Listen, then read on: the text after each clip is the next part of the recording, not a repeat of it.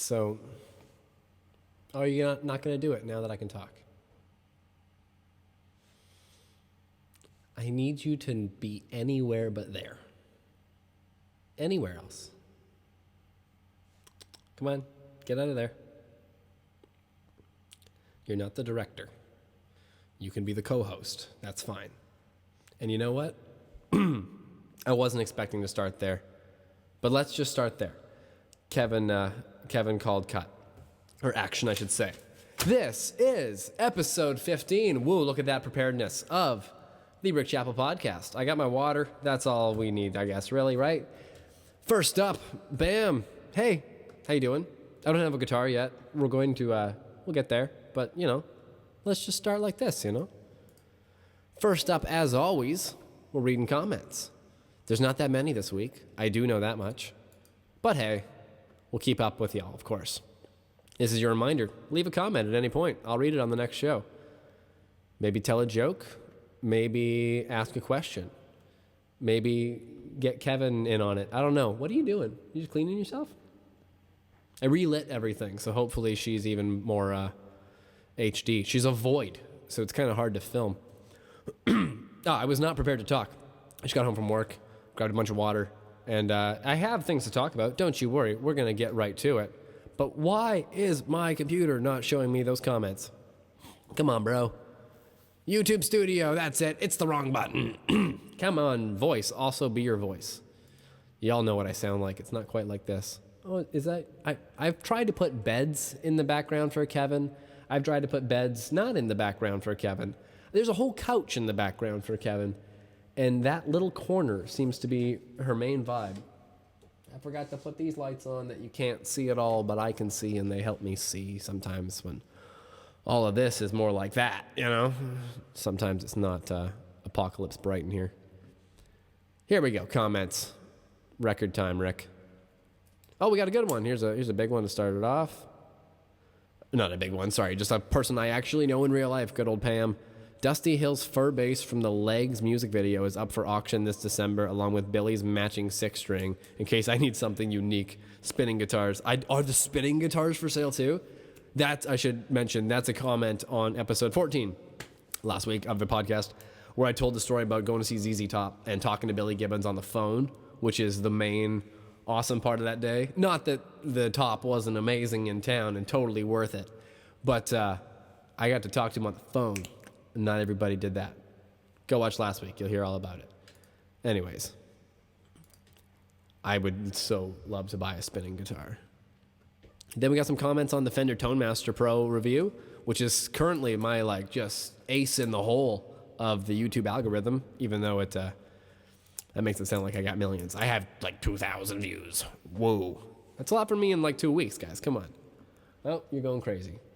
Best demo so far on TMP, ToneMaster Pro, I assume. Killer playing. Thank you, kind sir. That's France 86. Good job.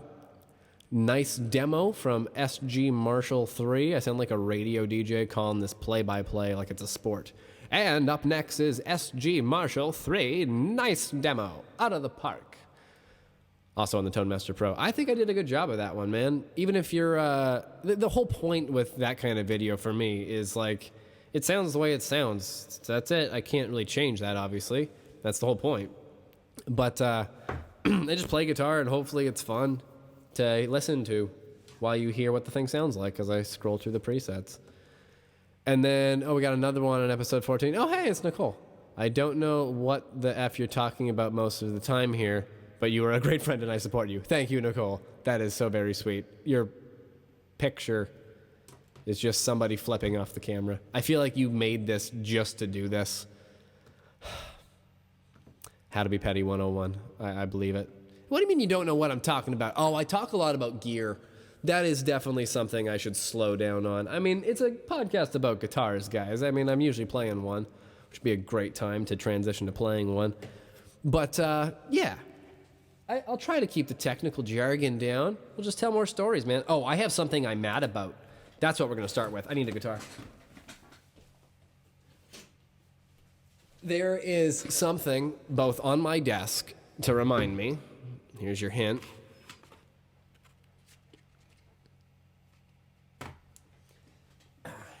The 1989 re-recordings came out. I'm not even wearing headphones. Good Lord, we were not ready. So the 1989 re-recordings came out. And, oh, dude, all that reverb. What an epic intro to the podcast. Maybe we keep it. Maybe we don't. I don't know. Either way, wow. That was 5 minutes. We're not going to get back. But you know what?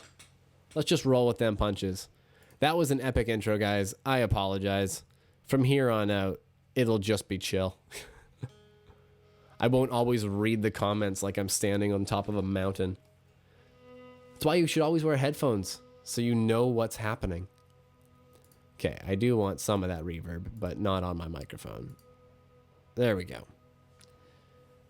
Okay, so we'll talk about the guitar later. We need to talk about 1989. I love that record. I love that record so much. I didn't like Taylor Swift. I was not a fan. I had heard, whatever was on the radio of her career up till then. She was a huge star already. But yeah, wasn't my thing, bro. I was into metal and stuff, so other world. And then 1989 came out. I loved that record so much. I broke up with a girl who didn't like it. And that wasn't the main thing, but not gonna lie, it was on the list. How could you not? Anyways, 1989 is a great record that didn't need a re-recording, of course. I get the whole thing. I understand she owns it now. She didn't before. I think she got paid fine, but it wasn't in perpetuity. She was not getting paid maybe. I don't know that detail of it. But I'm struggling to find my feelings here, or the words to get this out. Basically, I heard the re-recording. And by heard, I can't say listen to it. I heard it because I made it bits and pieces into songs and then moved on. There are a couple songs on the album I'm not a huge fan of, so I haven't heard those ones, to be fair. But if I don't love the original, I don't think I'll like the re-recording. But man, of the 15 songs on this CD here I have in front of me, because I bought this on CD when it came out, bro. I've earned my say in this shenanigan. I bought the CD when it came out, and it was dope. It was so dope. And, okay, when I plunked on my headphones late Thursday evening, because that's when it kind of leaked its way onto Apple Music there, I was filled with a little bit of dread ahead of time, but not a lot, because, I've heard the other re-recordings, and they're really good. I'm not a huge fan of those songs. Like I said, this is the one I love. This is my album, for Taylor Swift. But I had heard all the other re-recordings. And I was like, oh, these are really good. And the bonus songs are really good on all of them. So I was like, yeah, let's go. Or I tried to be like, yeah, let's go. And then it's just different enough that it's not the record I love anymore. And I understand that's fine, because I still have this. I don't have to lose this. But am I going to hear the other one on the radio now? Is that revisionist history, man? Are we just going to pretend like we've been listening to that the whole time? Because it's not that. It's better. Most of it, I have to be honest, comes down to the production. That's not to say that this one is produced poor, or the new one is produced poorly. It's perfect. It's sonically beautiful. But there's guitar tones that aren't the same, and there's guitar parts that are re-recorded, and there's just a lot of that record is based off of loops. So even though, it may be loops, you got to get that loop. And you got to cut the reverb on the snare the way they did, because it's different than you think it is. It was it sounded like an album of really, really good covers. I almost, what I wish she did? This would be cool. Not that I'm in charge of this in any way, shape, or form, or anybody asked for my opinion. But I would love it if they did this re-recording. They did everything that Taylor Swift didn't do. Like, I'm like, because she didn't play drums. So I'm talking like the producers made this just like they did. And then they just get other people to sing it. Or maybe it's celebrities. Maybe it's not. Maybe she goes all Taylor Swift and gets her fans to do it. And there's people that sound alike. I don't know, man. I'm just making shit up. But then it wouldn't be competing for space. But I guess then it wouldn't be the re-recording thing that we could all pay for more. Man, I'm not torn. I'm just like disappointed in a guttural way. I could go track by track, but we should really move on eventually. We had 5 minutes of reverb and 5 minutes of bitching. So this is oh, I didn't even do my hair. See, this was just like thrown together quick because of Kev. I wonder if the Kevin clip was worth it, or if I should really cut those first 5 minutes. You already know, folks. And I think the answer was I got lazy and left him in. Or maybe they're good content. I don't know. We'll figure it out later. Anyways, 1989, man. Like I said, I have the CD, dude. I bought the deluxe edition. For somebody who was not a Taylor Swift fan until the week this album came out, like, I remember listening to the singles, and I heard Shake It Off, because like you said, you couldn't avoid a new Taylor Swift single back in the day. So I heard Shake It Off, and I was like, oh, not for me. Still not to this day. It's not. I don't really like that song. But then I heard, like, Wildest Dreams, or Out of the Woods, or whichever, Blank Space, or maybe it was Style. I don't know. Those songs, though, are pop perfection. And it took an artist of my generation to make her own version of pop perfection, like somebody's done in the past, like Madonna or whoever. Like there's Michael Jackson. There's albums like Thriller that are just amazing. This is one of them. And when somebody of my age bracket made one, I was like, dip, maybe that is worth doing. Not that I'm making pop music over here. Probably ever. But damn, it made me really respect it in a way I hadn't before. That's for sure. And oh man, then after that summer, I got so many memories with it. It's all those things that music does. You attach memories to it. You listen to it when things happen. You listen to it while you're doing stuff. Just how it goes. Memories get made. And I got a lot of them to 1989, man. A lot of them. Okay. Let's break the streak of not talking about technical jargon for a whole, 35 seconds. And just quickly talk about the guitar, man, because it's always a cool guitar. This is my Evertune Stratocaster. So it is the same color as my car, which is the reason I bought it, honestly. I wanted a Strat to put an Evertune in, always have. And just never knew which one to get. I mean, there's so many options out there, from American to Mexican to not Fender. Who cares? There's all kinds of great stuff.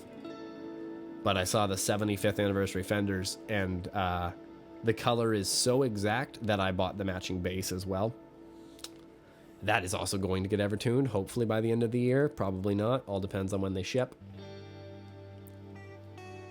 But I will definitely... I'm already on the list. Anyways, more technical jargon about this guitar real quick so I can get out of the way. The Evertune is this big chrome thing at the bottom that means it never goes out of tune, literally.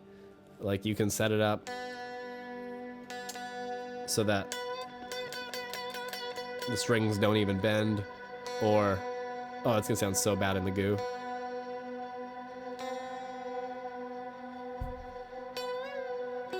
You can bend. It's all up to you. Okay. Oh, I apologize for all that going on.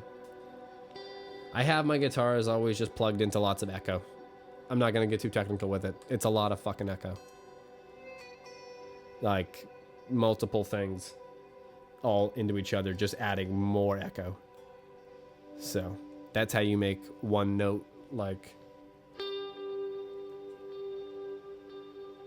last for like 30 seconds while you think of more shit to say. No, I'm kidding. We may have written down 5 things. I know I always aim for 10.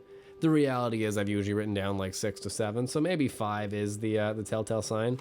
I could always make half-hour podcasts too. I'm just choosing to be, hovering around that hour mark. Feels like a good number.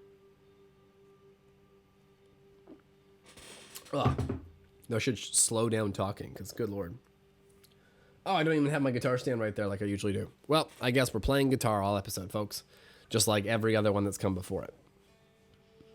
And yes, I'm drinking water out of a massive jug. That's how I do it. Anyways, I do have written down on my list here to talk about some people that I have encountered at work this past week. And I'm not going to blame any of them as much as myself here. Like, we're all in this together. But I had 3 different people this week ask if anybody else was available to help them. And all 3 times, I was honestly doing my best to help them. Like, I'm full. My store is full of, my coworkers are perfectly competent. They're great guys. They could help these people too. But in a couple of the cases, I was probably the best guy to talk to. Like, I'm doing my best. Okay, anyways, we're going to go in order here. The first person had music books. And in the music book department, I'm not the best guy. I'll be honest. I can't read. Like, I can read words, but I don't read the dots on the page. Everything I've ever done musically, spoiler alert, has been done without being able to read the dots on the page. Because they're pointless. What? Who said that? Not me. I think it's funny that I work at a music store that sells books. I understand they all do, but I swear, and I've told all my coworkers this, that in our lifetimes, we will laugh that we worked at a store that sold books. Like, it's just the reality of it. All of this is available online for cheaper. You can buy your own printer. You can go digital. It's just, the paperless world's been here for like 20 years, I think, almost at this point. Anyways, so the book person, people still buy books, is what I'm getting at. And somebody came up to me and was like, how old are you? And I was like, I'm 28 years old. And they're like, okay, good. My son is 28. Would he like these? And I don't know how to act. I just straight up, like, I wasn't rude. I was just like, I don't know. I'm not too sure. These are, and then I just looked at the books. They were like, a Queen book and a Beatles book. And I was like, yeah, these are hugely popular things. Like, I have no reason to tell you not to buy any of these items, and not just because I am your sales representative, just because they're the music books. These are the books for those movies that you picked out. Like, does he like those movies? I don't know how to talk to you. Like, how do you answer that question? I like such different music that people might like. Okay, hopefully I don't have to explain my point of view too much there, because even Nicole can figure out that this one is just like, I'm talking to a big word person, right? Anyways, and then they're like, oh, I thought you'd be more helpful. And I to this day, and I've talked to everybody about it, like all the other coworkers, I was like, what would you have said? Aside from just like, does he like these things? And I didn't say it rude, don't get me wrong. Like, I was very polite to this person. It was just a very odd, like, full moon encounter. And then there was more, and that's why we're getting to actually talking about these this week on the podcast. There was a woman with a microphone question. I use them. Aware of microphones. Do my best for you. What can I do for you? She has an SM7B. The microphone I use for the first 12 episodes of this podcast, and an entire record, and I've had for over a decade, and a door. I'm like, that's a great mic. Okay, so like, what does it do that you don't like? What do you want to change? Like, tell me about your stuff. Like, what's going on? And all she'll say, because to be fair, like, most of these people, English isn't their first language, so there's a barrier that we're dealing with here. That's why they sound kind of just like idiots. They're not idiots. We just don't understand each other, and I'm doing my best, and so are they sometimes, right? So all this woman can kind of say or communicate is that she wants the people in the room to hear her more. She wants a microphone that's for, like, people to hear. And I'm like, okay. So, like, in my head, I'm thinking for, like, live use. And she's even pointing at some of them. She's like, okay, like that one or that one. But the problem is she's pointing at two that are so different, it's not even funny. So I'm just like, what? Like, it took 20 minutes to find out she was singing. So I'm like, okay, I got you there. So your voice, but she wanted the microphone to pick up everybody, is what I thought. But it turns out actually she just wanted everybody to hear her. And I was like, what do you plug it into? She's like, the computer for recording. I was like, are there any speakers there? Like, can you plug it into any of the speakers there? Is it coming out of the speakers there? And she's like, oh, speaker? I should plug it into the speaker. And I was like, I guess that was it. And that was another odd one. Also, some homeless people had a fire outside. That's just, I didn't see that one, but that's where we're at with that, for those curious. Then the last one was today. And this gentleman was very nice. And by the end of it, he got exactly what he wanted by educating himself on a subject I know nothing of. So, good dude, in my opinion. And I did try my best and apply all my knowledge too. So, this one was an odd one. He was after a harmonica. And I was like, here they are. Walk him over there. I'm like, what key are you after? Can you tell me what's going on? And he's like, I need a G, let's call it. And I'm like, okay. We have like none. But I'm digging through the bin and I'm like, okay, I got this one. And it looks like I have 5 of this one. But this is the only G harmonica in the building, man. Here you go. And he's like, awesome. And then I need, I'm not sure. And I was like, okay, well, let's go. And he's Googling, he's trying to figure it out. I'm like, okay, so I'll just, let me know. And then we get into talking about it. I'm like, okay, so like what? So he needs a harmonica for A, but not A. Like, and this is where we get confusing. He's like, A blues, or I'm like, okay, I know that's a thing with keys, like, because a harmonica is A major if it says it's an A. But I know A major. Most of these podcasts are in A major, fun fact. So I'm like, okay, you need one in A minor because you're doing the specific song. I'm like, okay, it's ZZ Top song, funny enough.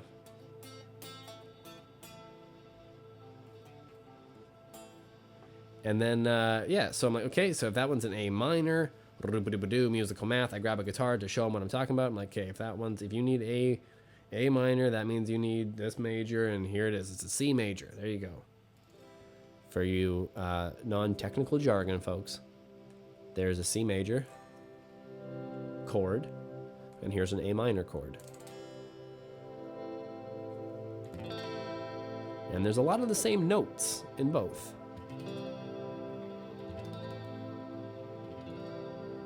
You could almost say it was a secret chord that, like, you could play and it would please. Okay, you know what I'm getting at. Anyways. So we do all the math with him. I'm like, okay, here's what you need. And he's like, oh, in that case, I have a C at home. I'm like, awesome. Okay, so we'll buzz through this one for you, man. It sounds good. And I'm like, okay. And then I'm telling my coworkers about it, and they're like, okay, yeah. Like, at one point, he also asked if somebody else was available to help him. And I was like, dude, I'm trying so hard. Like, I know what I'm talking about, I swear. So he ended up coming back later, and he's like, no, it turns out I need a D. Like, I've done more research. It's a D. And I was like, cool, okay. And then he shows me that he talked me through how it's a different position thing. I still don't understand it. I'm not a harmonica player, but cool. Good to know. So if you are playing a song in A blues, which is A minor if it's bluesy, I guess it just allows you to play this note. So, that Black Sabbath. Anyways. That's how you make your echo creepy for the next minute and a half. We said we weren't going to talk about technical jargon, and then I talked about the keys of harmonicas for 20 minutes, it feels like. But that's what my life has entailed for this week so far, mostly, is odd interactions with human beings at work. And I don't know what's going on. Some of my coworkers that do believe that this is the end times we're living in. A decade, months, years, who knows? There may be 2 or 3 massive wars going on. It's getting a little heaty. Not gonna lie. Out there. But that wasn't on the list to talk about, so we're not gonna. We will talk about guitars still for a second, just because I do that a lot, guys, okay?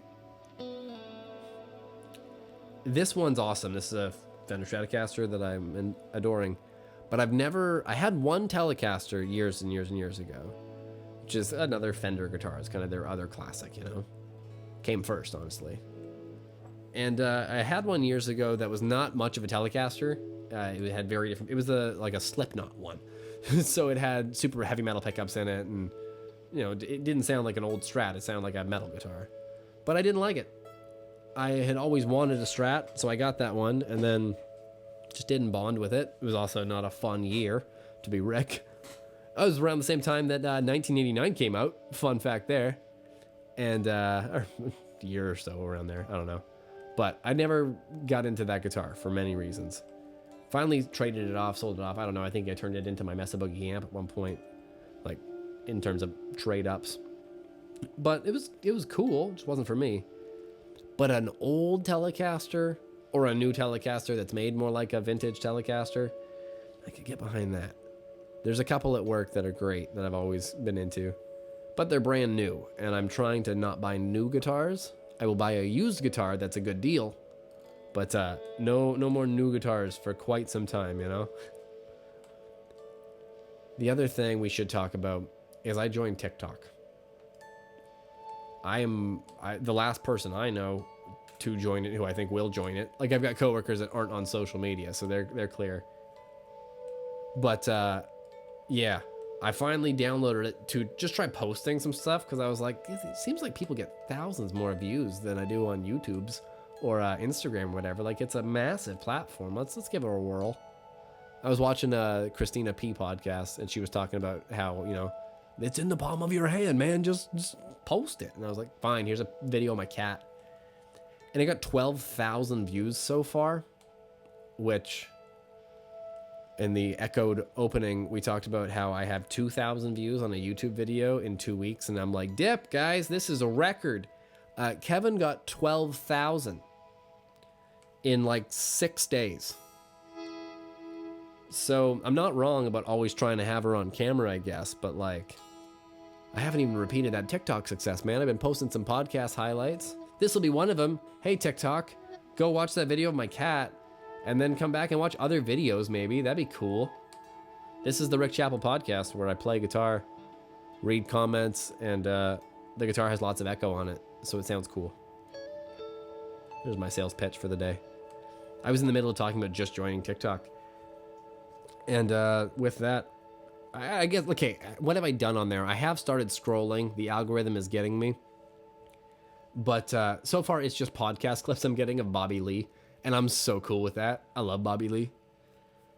I talked about Telecaster. The Telecaster I really like is a Brad Paisley one so far, which I'm not a Brad Paisley guy.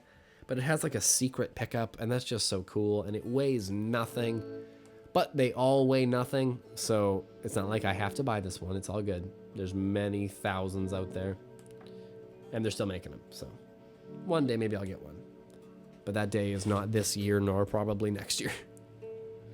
And they're so light, I could put an Evertune in it. Okay, moving on. I was going to talk about the lighting, because the lighting's always different.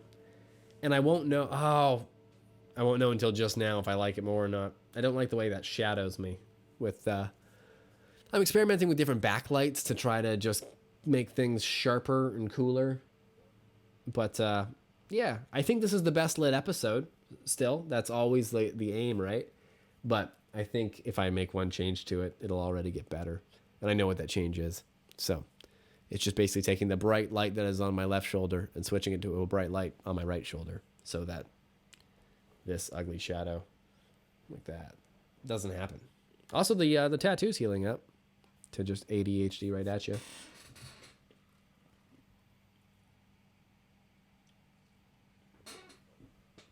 All right. We blew through all 5 things, so I'm definitely great at making half-hour podcasts. But to me, the fun of this is making it completely up as I go sometimes, he says, slightly terrified. No. Okay, usually I start to look around the frame here and see if there's anything I can share. But we're getting better at cleaning it up and having things good, I say, as there's a massive thing of water. I kind of want to talk more about 1989, I'm not going to lie. So let's just get right back to it. We're going to go track by track a little bit. This episode is mostly about 1989, okay? Sue me. I was going to say kill me, but don't. Please. Sue me, go for it. There's nothing to have. Welcome to New York is a good song. Blank Space is a great song. Style is amazing, and I've been playing it on every guitar I picked up all day without knowing it.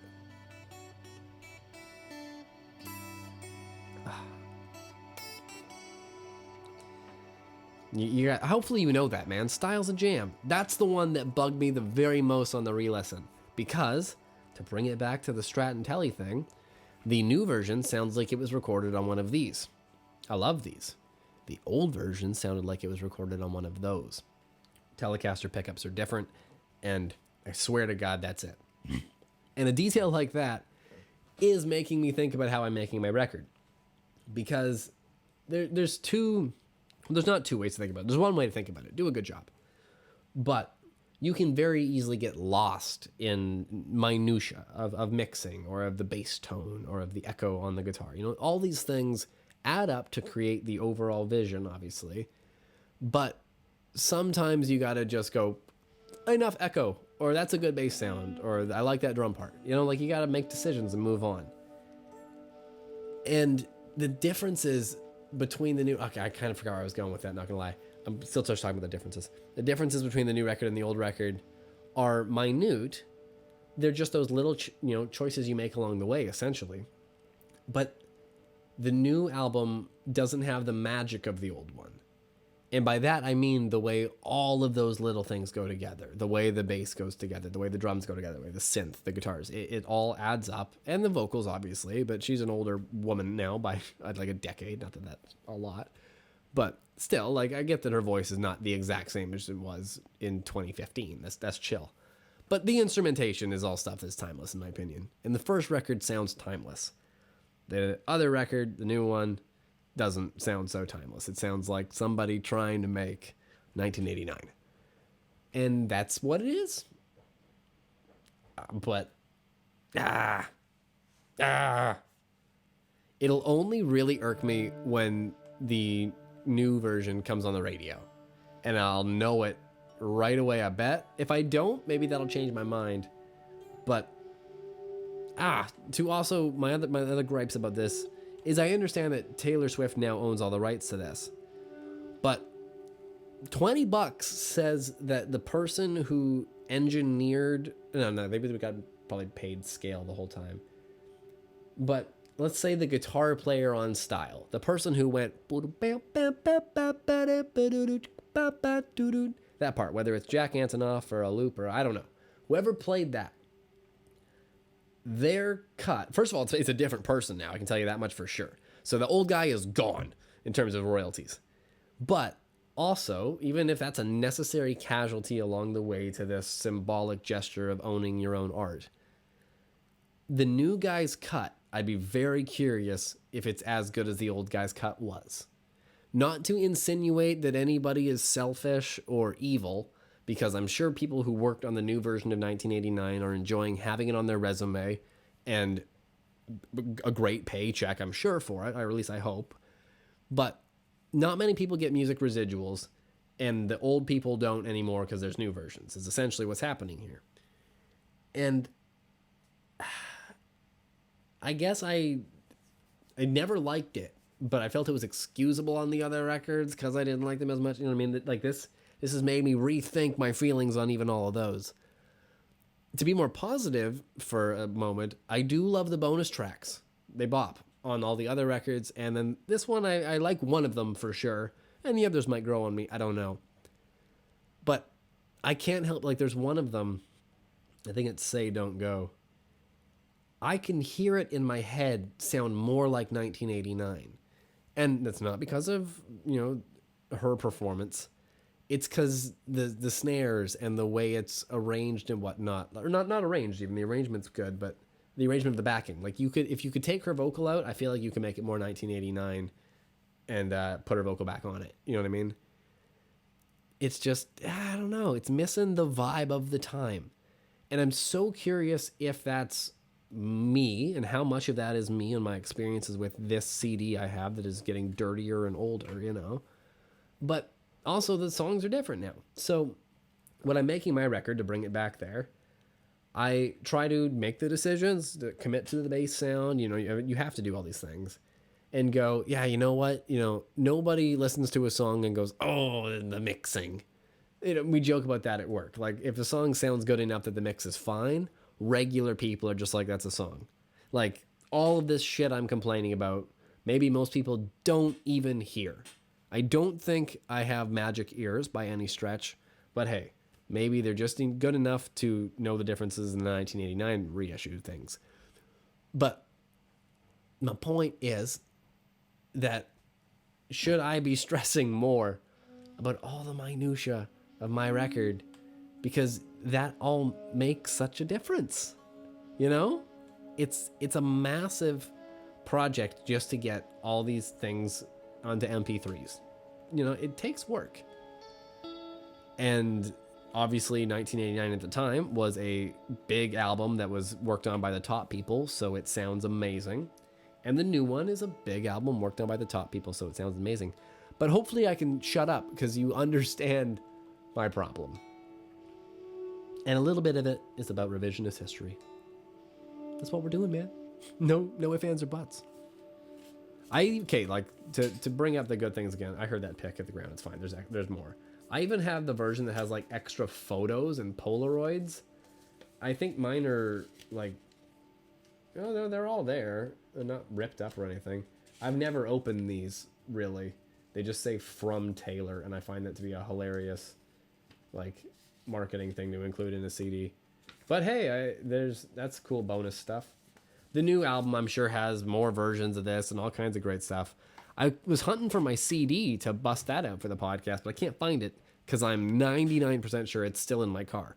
Like, every car I have had with the CD player has had 1989 in it, or at least every car I've had with like a disc changer, because I've actually had a couple with good old CD changers. That's my age. They weren't new. They were old cars I could afford, but they had CD changers. My current car has a CD changer. That's why it has 1989 in it. And it's the color of this Strat. See, this podcast jumps, but it lands sometimes, you know? Like that metaphor right there.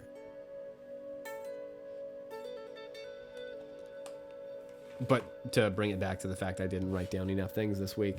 Didn't write enough things this week, man. Let's just get the book right out of there. Try to clean up the shop for the ending. Get that water out of there. Even the artwork of 1989, man, I love it. We're not done, I guess. We'll just talk about all the things I like about the album again. How about that? We're done complaining. But the artwork is terrific. I'm pretty sure the picture on the front and the back is the same photo. It's just like cropped different. I gotta let those fall so I can do this freely. A bunch of it looks like it's written in Sharpie. Like, it's such an age. I thought this was a perfect package. And these are all the reasons to me it shouldn't have been redone. Anyways. No more technical jargon, because I can always kill an entire podcast talking about how I set up these echoes. Do I have more music progress to share? Not so much. I did a lot the other week in terms of like 4 things. But I have like 3 more tracks to finish up the layer they're at now. And I have until the end of the month to do them. So I got a couple more days here. Tomorrow, aka today. Because that's right. I record the podcast the night before now, so that on Sunday, I just click a button. Hopefully. But tomorrow on Sunday, when you're watching this possibly, I will be hard at work clicking my computer and finishing up a couple tracks on the record is, in terms of their background things and their synthesizer stuff. I still have to sing all of it. And that might be why my voice sounds a little odd today. Is because I have been singing a bunch. Not the record stuff, because I haven't been singing for months. So I started singing in the past couple weeks here. And it's, my technique isn't great. I kind of just sound the way I want to sound. And sometimes there's repercussions. But also I totally came down with a cold. Like, I think I'm on the other edge of it already. It hit me like Wednesday. I wasn't feeling great. And then Thursday I was just asleep and not good at all. And then Friday I was at work and all was chill for the most part. And then today I was at work and I'm very congested and you can hear it. But hey, I think the Thursday was the peak, so the drought was the very worst. He keeps referencing 1989. If you haven't heard the album, or of my 40 listeners, you happen to not be a Taylor Swift fan, this episode wasn't for you. I'm sorry. This one was for the diehards who sat through the intro, echo, and reverb. He just decided he's keeping it. There's the play-by-play. Kevin was in it, so we'll always keep it. That's that 12,000 view cat. Who hasn't come back since, eh? You guys notice that? She always is here at the beginning. Because usually I'm like, oh, hey, Kevin's being cute. This is a good time to get her on camera. Oh, we may as well start the podcast. That's a genuine reaction. This is not planned. It's planned in terms of it's lit and it's pre-angled all right. But, yeah, it's pretty reactionary. I'm not a good actor. Speaking of being a good actor and whatnot, let's close this off with a little bit of my resume of video work, because it's been a ride over the years. And there's stuff that I could share about that maybe would help other people who have wanted to make videos or do YouTube things or get paid to make videos even, because I haven't done that on YouTube, but I did that for a while for real life. The best gig I got video-wise, and the one that I had as like a salary, and I worked in offices even for years, was for car dealerships. I worked for a small handful of car dealerships, a Chrysler store, and then 3 Volkswagen stores as a group for a while.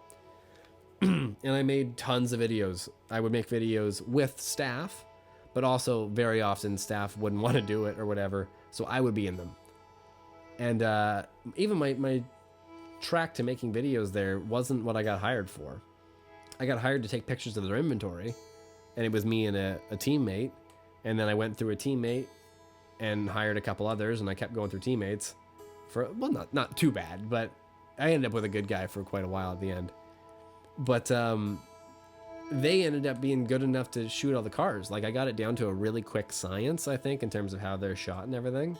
So I would start to kind of lay back a little bit. But I would still want to do stuff. Like, I still, don't get me wrong, I wanted a job. I enjoyed working there with the guys and whatnot. So I would make videos while the other guy would do photos. Like, there was a level of video I had to do for every car. But then, again, I got that down to a pretty streamlined process, and they would render themselves while I had lunch and stuff, and I was good at it.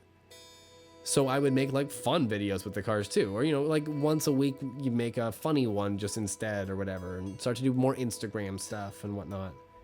And then that took over to the point where they were like, okay, don't worry about the car videos, just make lots of fun videos for all the stores. And I was like, oh dip. So I used a Volkswagen Beetle to play the Cup song from Pitch Perfect, like the you're gonna miss me by my hair, you're gonna miss me everywhere, oh, you're gonna miss me when I'm gone. And I didn't change the words, I just sang it because the Volkswagen Beetle was being discontinued at that point. And we had a couple of the last ones, and yeah, it was a fun video. But I did all kinds of stuff like that. We used a Jetta to do We Will Rock You, but I changed the lyrics to be about the Jetta because that's a pretty easy track to remake. And I think I did another musical one there, but then I got an offer to go over to Chrysler, and I did that for more years too, and it was great. And I ended up doing a lot more of the musical ones because they were like, just do whatever, like have fun, buddy. We like what you're doing, so just please come do it here. And it's the best offer you could get, so I was like, awesome.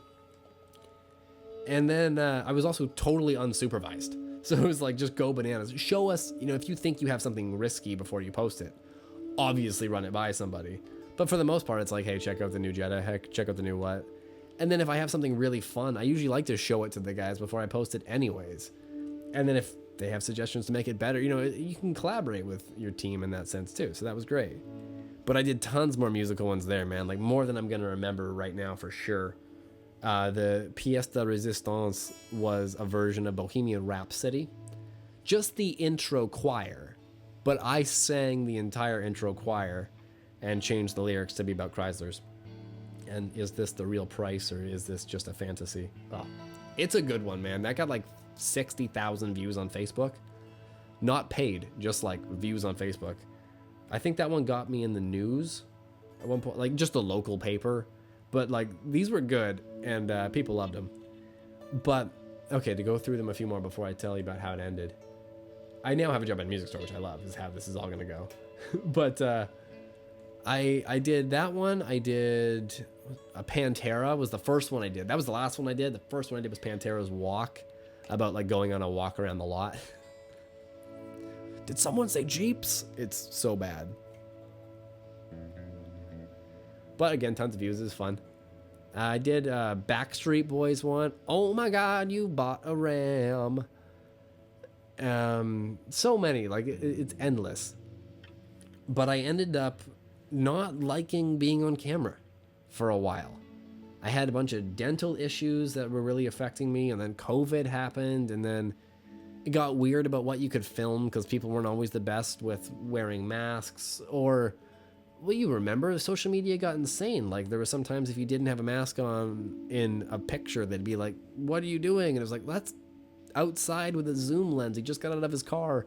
You know, like it was such a weird time that I was just like, "This is not fun. I don't dig it." And then having to make some videos, like I said, I was always the one that if you're doing a gas giveaway or something, I will make that by myself. I don't need, a guy on camera. I can do it. But dude, there was one video, Honesty Hour, I had to go do a gas card giveaway. That was it, nothing wild. Whole drive there, I was just like fighting back tears. Like I did not want to be on camera. It was just my body was telling me that this was not the place for me to be anymore. You know what I mean? This was not the job for me. I only got into videos by this accident, of being bored and still having fun. And then if it's not fun, you're just like, this is the worst thing to do with my day, it feels like, because I have to live with it in perpetuity. But I got a job from there doing videos at a different business, but basically under the stipulation that I would make all the videos, but I didn't have to be in them. Like I could do my best with all the cameras and editing. It would allow me to be better at that and focus more on that. But they have tons of staff, so I can make the videos. It's fine. But that place didn't work out. That was not a business I wanted to be a part of anymore. Then I took like a whole summer off of working. It's the song Office Break on the new record that I need to... I did finish that part of it. Woo! It's about my office break. Spending a bunch of time there with family. But then after that, we applied. I don't know what that noise was. And got a job at the local music store. Which is pretty rad for me, not gonna lie. I can play guitars when I want. I can try out different things when I want. I can borrow things and make YouTube videos that get 2,000 views compared to my kitten that gets 12,000. I'm not gonna act surprised that we know that the internet loves kittens. But like, come on. 12,000 in like 6 days? It's a video where she's like crawling on my back. It's a whole time. Go on TikTok if you're not. Good for you. But if you are, go watch that video of Kevin. That's the best thing I've posted apparently. And then right now there's just a lot of other things from YouTube because I have a bunch of backlog I kind of want to throw up there. But eventually I'll start making TikToks, man. Like, I'm no dancer. I'm not doing any dances. I'll tell you that right now. But it's a platform where I made a meme on there. Oh God, both cats are in here. Chaos shall ensue. They chased each other, and one's paralyzed, so that's a heck of a chase. The paralyzed one likes the bed. She'll actually enjoy the off-camera bed. Even though you're coming over to say hi. Oh, you can see her. There we go. This is Nookie. She's old now, man. How old are you now, Nookie? You're at least like 15, 16. Getting up there. She's always been paralyzed. That's not new. That's not an old thing. Don't get worried. Your cats will still walk when they're old, more than likely.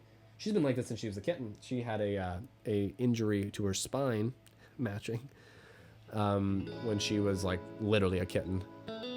They figure a vet found her and figures it was probably like a bird of prey of some kind. They probably picked her up. But yeah, she's always been chill.